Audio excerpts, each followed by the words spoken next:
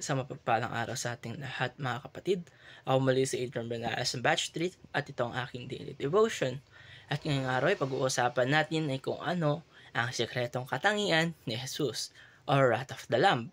At ang ating Bible verse ay mula sa Revelation chapter 6 verse 16.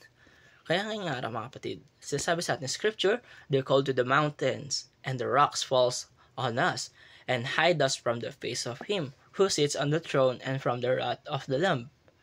Mga kapatid, pag ating naririnig ang salitang kordero o lamb, agad nating naisip na si Jesus bilang maamo, mapagmahal at puno ng habag.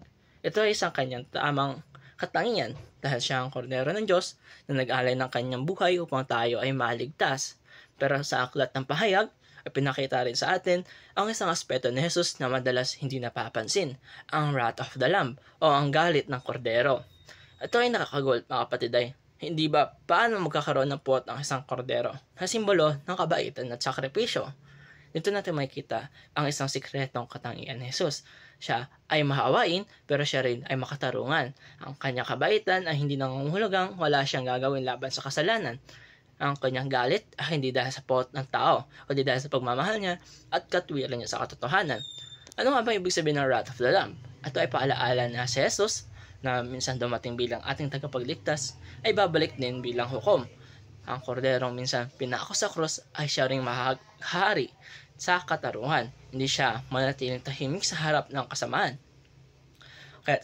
Kaya't sa halip na katakutan natin ng kanyang galit, tignan natin ito bilang isang patunay ng kanyang kabanalan at katapatan.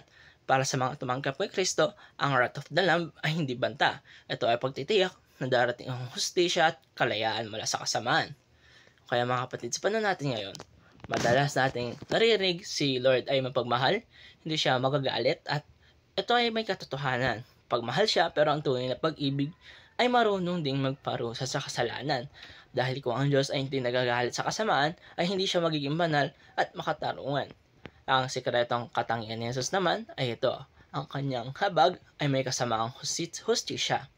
At yun ang dahilan kung bakit karapat dapat siya sambahin, pagkatiwalaan at sundin. Para naman sa ating teachings ay unang-una, the Lamb is both gentle and just. Hindi magkasalungat ang kanyang kabaitan at kanyang hustisya. Magsama silang magpapakita ng kanyang kabuuan bilang Diyos. Kalawa, the wrath of the Lamb is proof of His holiness.